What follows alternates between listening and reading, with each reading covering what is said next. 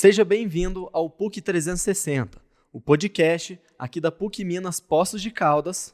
Meu nome é Henrico Bertoni e eu sou o apresentador aqui.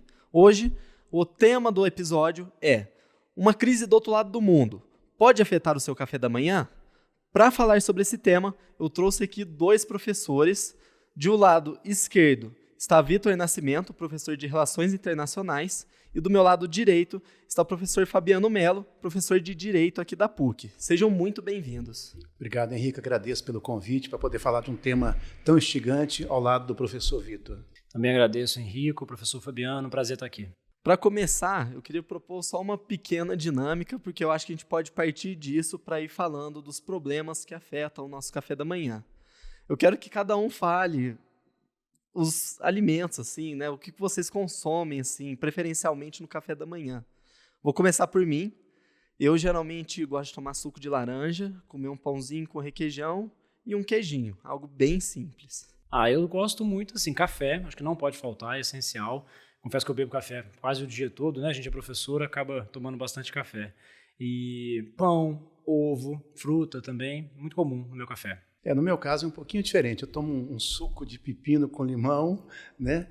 E tudo café preto, um expresso, e aí uma torrada, uma bolacha, uma fruta e eventualmente um ovo. São todos alimentos que estão no centro das discussões do tabuleiro global, né? Sim, sim. Eu acho que a gente poderia começar pelo café, porque eu acho que foi aquilo que vocês dois comentaram com mais afinco, que é amplamente consumido pela população brasileira.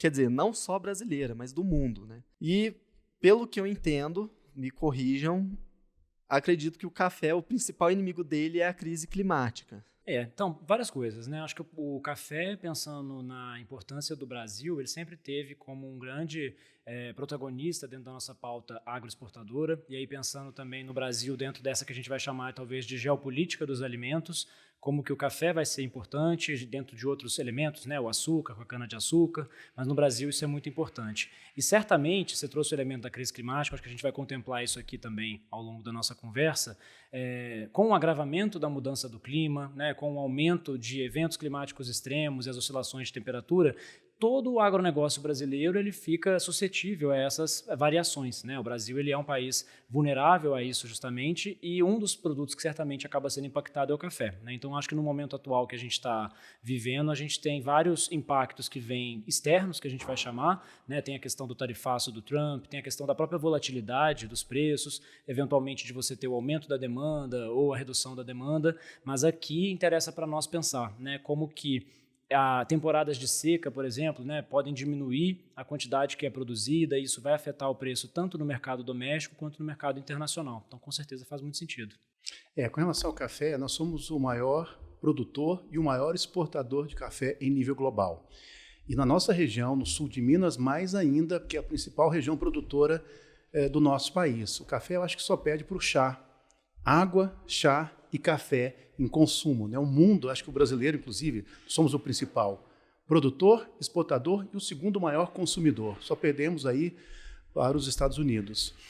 E o café tem um papel importante na balança comercial. Deve ser o 8º ou 9º produto de exportação e vai viver um grande desafio em decorrência da mudança do clima, né? Por quê? Porque se a mudança do clima se confirmar, como se tem se colocado pelos estudos, nós vamos ter que fazer uma realocação do café no Brasil, isto é, uma mudança geográfica. Imagine para nós do sul de Minas tirar o café, porque 1, 2 graus muda completamente a questão do ciclo fotossintético. Por que eu estou colocando isso? Há uma geografia nova, tem até um estudo antigo, inclusive, da Unicamp, da Embrapa, falando da relocalização em decorrência do clima. Para nós, no sul de Minas, seria muito impactante, porque a economia gira em torno do café. O professor Vitor fez menção ao tarifaço, acho que ele pode aprofundar mais, mas o que me preocupa especificamente é o impacto das mudanças no clima sobre os alimentos em geral. Não só o café, mas também o Brasil tem a questão da soja, maior exportador mundial, e tantos açúcar e tantos outros que são consumidos no nosso dia a dia, no nosso cotidiano. E assim, o preço do café, há um tempo atrás, você via, né, nas notícias, eu fui repórter um tempo, e as pessoas reclamavam. E até escrito, porque nós somos produtores de café, e como o professor citou, aqui o sul de Minas é um dos maiores produtores de café aqui do Brasil. Então, como que isso acontece? Sabe, a gente produz esse café, mas ele vem muito caro para a população, para o consumo. Tem uma questão de uma parte do importante, né? Todo do agronegócio brasileiro ela é feita para a exportação, né? Então a gente tem aqui no Brasil o que nos alimenta principalmente é a agricultura familiar e o café ele entra de alguma forma nessa dinâmica, pensando aí o papel também das cooperativas. Então são várias variáveis que vão compor as oscilações dos preços, né? Estou falando da volatilidade, questão de oferta, de demanda, as variações cambiais, né? A paridade do dólar com o real, isso também vai influenciar. Então, aqui é importante também a gente considerar isso, como que boa parte do café que é produzido, inclusive na nossa região, ele é destinado ao mercado externo, né? E o café brasileiro ele é muito bem visto internacionalmente, tem países europeus que vão ter seções específicas dos mercados, né? Para você poder consumir um café europeu, eles fazem inclusive propaganda com isso, né? Marketing específico com elementos que remetem à nossa cultura, com a questão tropical. Então, muito é destinado ao mercado externo, uma parte fica aqui no mercado interno, né? Tem até uma questão em relação a uma parte que tem, às vezes, uma qualidade ainda maior, vai para fora e a gente fica com outro tipo de produto e, por vezes, esse produto chega bastante caro, né? Então, remete justamente a isso. Questões logísticas, questões cambiais, variações no clima também, né? Eventualmente quando a gente tem temporadas de seca, como que isso vai afetar. E o professor Fabiano falou muito bem da questão de como que a questão climática está fazendo essa fronteira e descendo, né? Então pode ser que o café ele vai ter que migrar para regiões que vão estar mais, né, frias, no caso, e aí como que isso vai impactar a nossa região aqui em Minas, né? Sim, sem dúvida. Aliás, o professor Vitor tocou nessa questão da geografia da alimentação. A gente vai ter que discutir em algum momento com muita seriedade pelos impactos econômicos e sociais que isso proporciona. A mudança do clima, só para ficar bem claro aqui para o nosso público, ela vai afetar... Nós temos aí secas cada vez mais prolongadas, por outro lado, chuvas, e isso tem um impacto no solo e nas plantas. E quando eu falo impacto nas plantas, quando você tem uma seca prolongada, essa planta ela não tem a água para germinar. Por isso que o café, por exemplo, teve uma variação climática nos últimos anos que levou ao aumento, já que tem uma demanda no âmbito internacional, a gente aqui internamente paga o preço por isso. Agora, e quando você tem chuvas muito fortes, fica esse solo aí encharcado, e você tem a fuga do oxigênio, tudo isso vai impactar fortemente na produção que nós temos. Estamos citando café, mas eu poderia ampliar. Essa geografia da alimentação vai dizer o seguinte: se continuar esse aumento, nós não teremos o café no sul de Minas como nós, historicamente, sempre colocamos aqui na produção e o papel dessa região. Isso vai ter que ser discutido enquanto política pública como uma questão central pelos produtores, mas não só, por todos nós. O café impacta diretamente a todos nós, ao país como um todo, né, na balança comercial.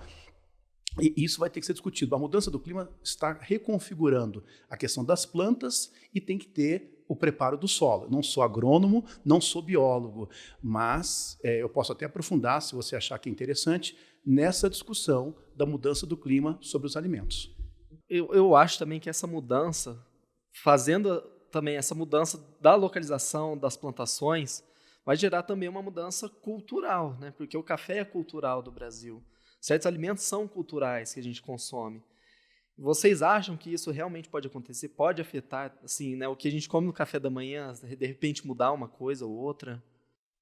Eu acho que tem questões culturais que já estão em grandes mudanças, né? Pensando, por exemplo, o tanto de açúcar que a gente consome, né? O brasileiro, em média, comparado com outros países, consome bastante açúcar, e isso remete à colonialidade justamente porque é um país que, historicamente, a gente sempre teve vastas plantações de cana-de-açúcar, e por isso as nossas receitas, né? Muitas receitas de doces que vêm de inspirações de matrizes africanas, inclusive, né? Também fruto da colonialidade, são receitas que têm bastante açúcar, né? Então, hoje em dia tem tido repensando muito isso em termos do que é segurança alimentar, o que é segurança alimentar e nutricional. Então, uma redução da quantidade de açúcar, cada vez mais importante a discussão.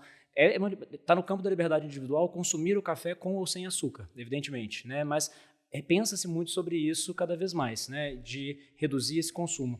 Então, tem coisas que eu acho que são culturais que vão, à medida em que a gente vai tendo mais ciência a respeito de algumas questões, né, como que o açúcar vai causar diabetes, outras doenças, e coisas também que vão estar no campo de mudanças realmente práticas, né, à medida em que certos preços vão variando, coisas que podem sumir de fato da nossa cesta de café da manhã, coisas sazonais, né, a gente tem certas vantagens aqui no Brasil, por ser um país tropical, que a gente tem acesso a frutas tropicais com muita facilidade em preços que são, de fato, acessíveis para boa parte da população, né? Então, frutas como abacaxi não é em todo lugar que tem, né? E mamão, você não vai encontrar em vários países europeus na quantidade e no preço que a gente encontra. Então, acho que tem questões que foram resolvidas pela globalização, questões que ainda estão associadas a determinadas localidades. O Brasil tem vantagens importantes a respeito disso, e acho que isso dialoga com o que o professor Fabiano trouxe, que é da necessidade de que tudo isso seja discutido não apenas por quem produz, por quem está vivenciando, mas pelo Estado. Isso tudo tem que passar também pelo Estado. Enquanto política pública, né?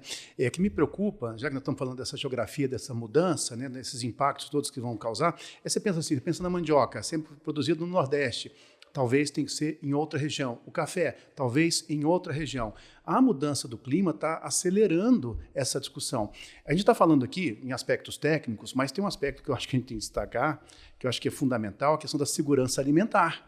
Porque se você tem um impacto com a mudança do clima, você, por evidente, pode colocar em situação de vulnerabilidade grandes populações.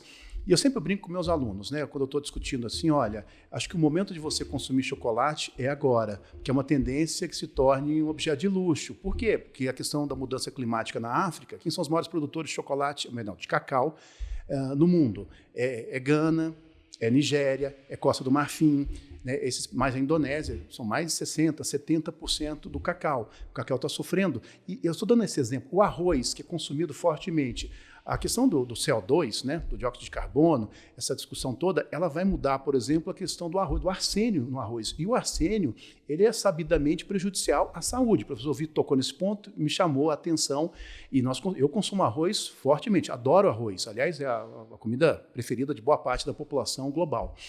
Nós vamos ter que discutir esse impacto. E quando a gente fala da mudança da geografia, o que acontece? Né? A mudança do clima, ela está alterando a questão fisiológica das plantas, questão fisiológica. E ao mudar essa questão fisiológica, você vai ter a mudança no ciclo fotossintético. Para tentar ser mais claro, algumas plantas são mais ou menos adaptáveis.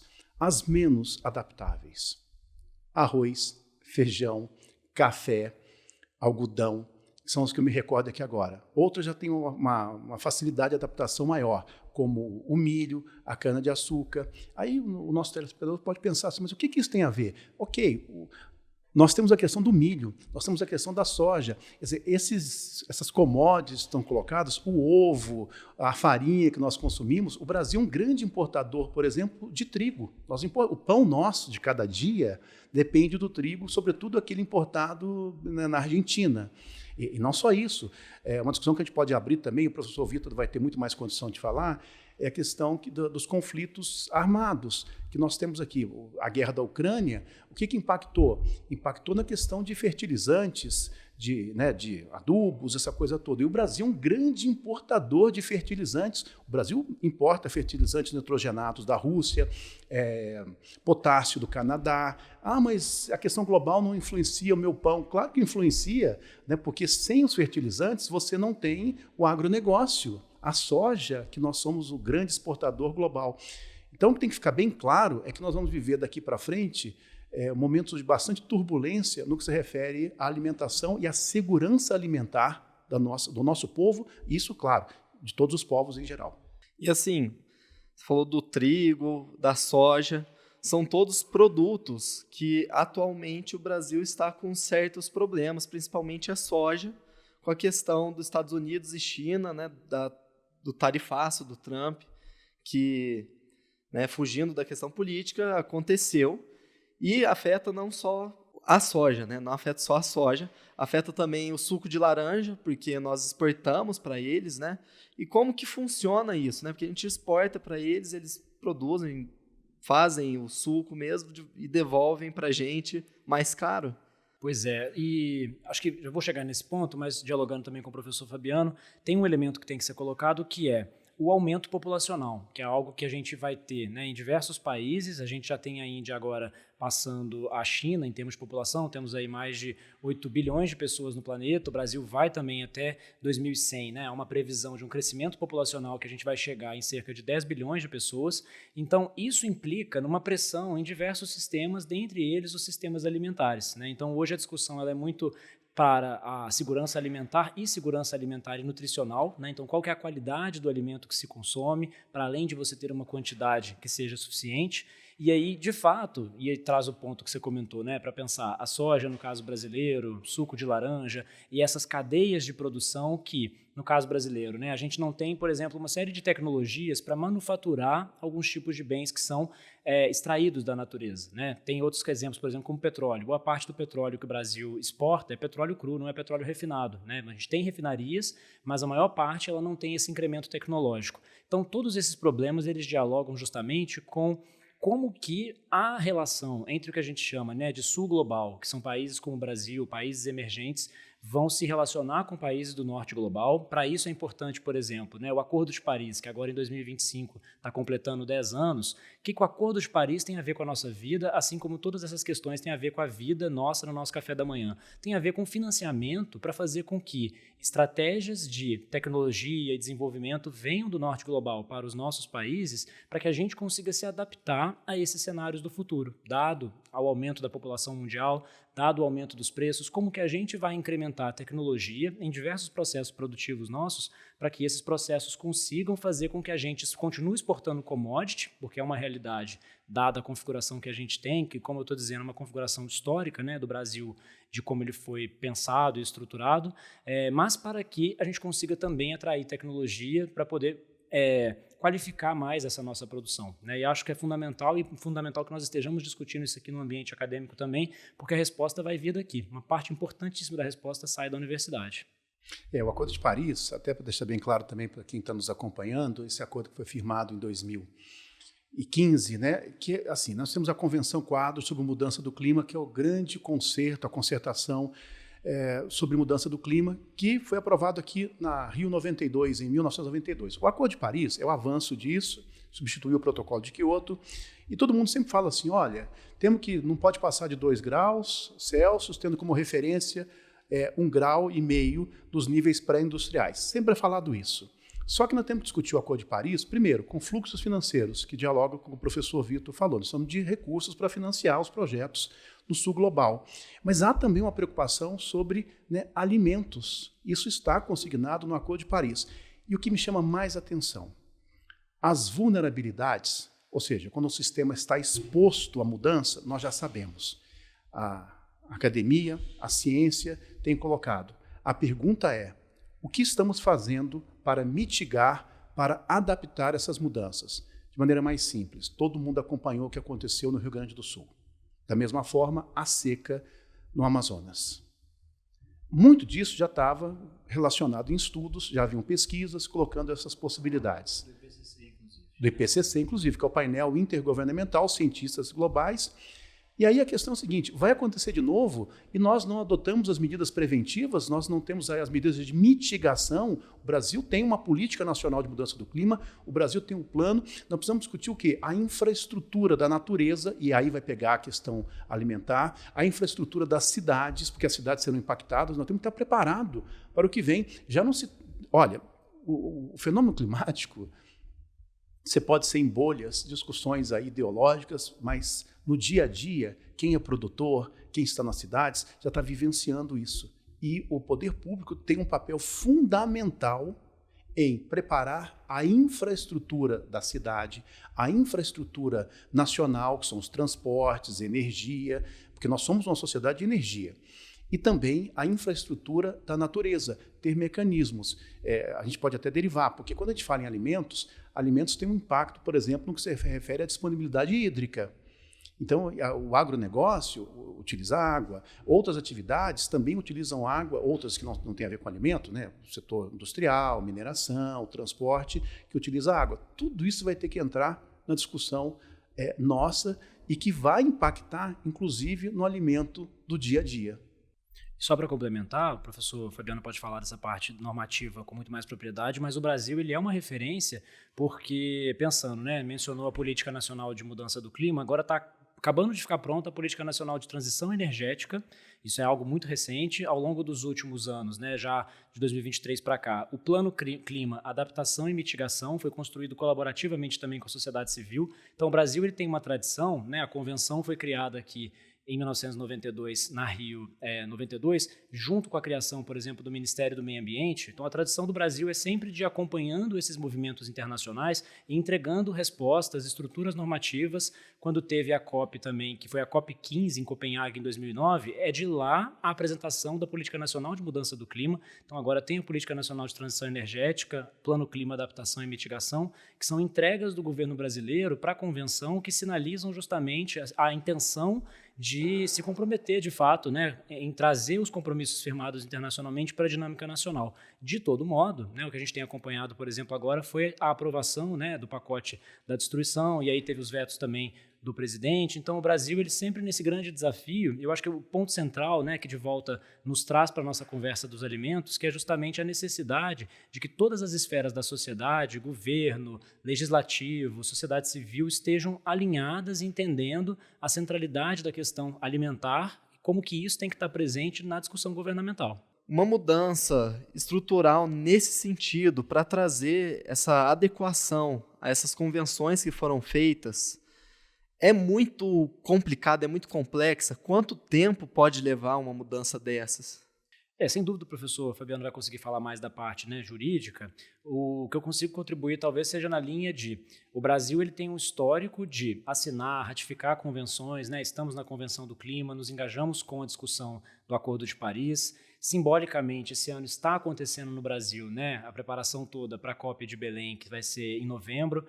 Então, isso é muito importante, né, o Brasil reafirmando o seu compromisso com a Convenção, e sempre dialogando com essas estruturas. Tivemos agora participações importantes, tanto em 2023 nos Emirados Árabes Unidos, quanto em 2024 em Baku, no Azerbaijão.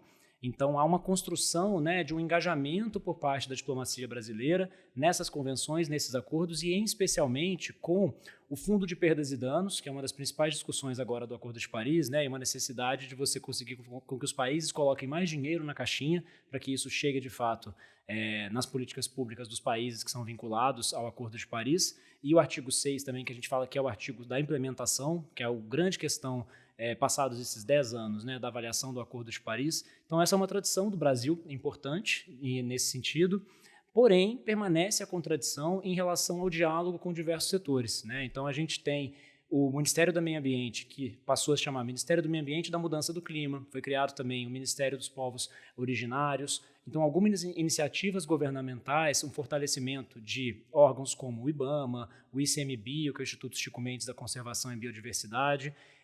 Esses movimentos eles reforçam o entendimento por parte do Brasil da necessidade do Estado estar atrelado a essa discussão que passa pela segurança alimentar, que passa por uma questão fundamental, que é a questão das águas, que a gente ainda não trouxe propriamente, né? A gente tem, por exemplo, a Agência Nacional de Águas, e ela é também fundamental pensando que o Brasil precisa de água para manter a matriz energética, que é uma matriz energética substancialmente limpa. Depende, né, fundamentalmente das usinas hidrelétricas, mas não por isso dispensa a transição energética, para a gente poder cada vez mais, né, se atrelar a iniciativas sustentáveis, né, como energia eólica, solar. Então, acho que a tradição do Brasil ela passa muito nesse sentido. O professor destacou o papel administrativo, institucional, mas precisa chegar na sociedade civil e, sobretudo, no setor empresarial, de entender a importância do que está em jogo. Por que eu falo isso? Porque nós vemos agora recentemente, todos testemunhamos, a aprovação de uma nova lei de licenciamento ambiental e que flexibiliza uma série de mecanismos e que colocam em riscos políticas associadas à mudança do clima. Então nós temos um desafio que o nosso parlamentar compreenda essa dinâmica, que o setor empresarial faça substituições tecnológicas. Para ficar mais claro, né, nós sabemos o impacto dos combustíveis fósseis, gasolina, diesel. Nós temos que fazer uma transição para o biodiesel, né, para matrizes energéticas sustentáveis. Só que isso, o poder público ele pode dar incentivos fiscais. É uma possibilidade, porque fica mais barato de você consumir. Nós precisamos substituir também a questão da tecnologia, inclusive no campo, não só na cidade, nas indústrias, mas no campo. Então, essa questão não é só adaptação, mas também a mitigação pela substituição tecnológica. E isso não é só o governo, né? O governo ele tem um papel de dar o start, dar o início, abrir essa discussão com a sociedade, mas a compreensão da essencialidade dos desafios que nós temos daqui para frente. Porque nós estamos discutindo, por mais que a gente fale em mudança do clima, isso não pode ser algo abstrato.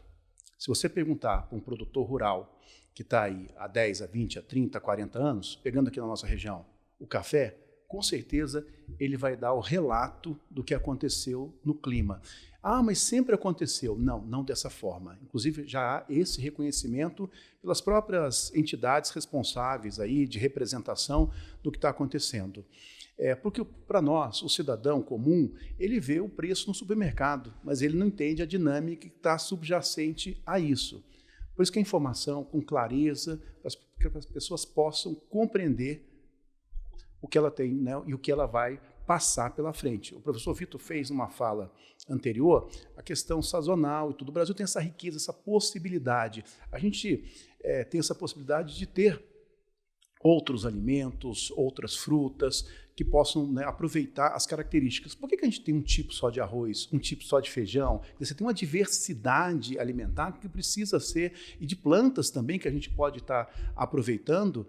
Não há necessidade de ser sempre aquela mesma fruta, aquela mesma planta, e aí passa, por evidente, né, a política pública, mas os incentivos para que os produtores possam diversificar, se adaptar. Porque você vê hoje o que está acontecendo. Muitos estão deixando de plantar uma série de outras culturas para ficar exclusivamente na soja. Por quê? Porque é um elemento de exportação, pago em dólar, só que isso tem uma pressão.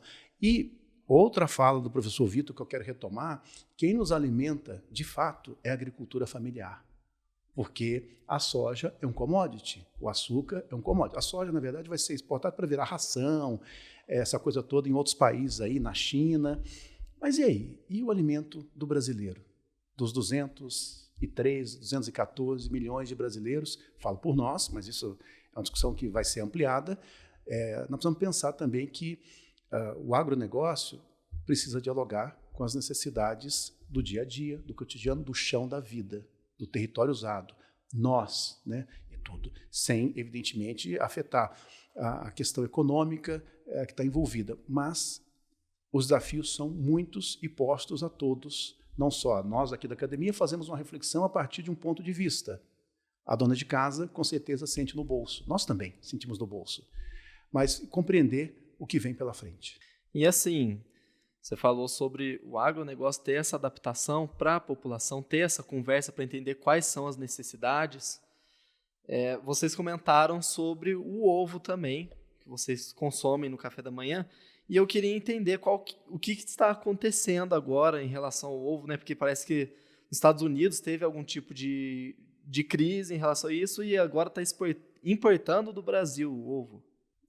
A questão do ovo também, né, envolve a gripe aviária. A pandemia está aí para dizer que, inclusive, as doenças foram, né, globalizadas, né, da questão da pandemia, mas não só. Uma discussão que é outra, que talvez possa parecer longe, mas não é.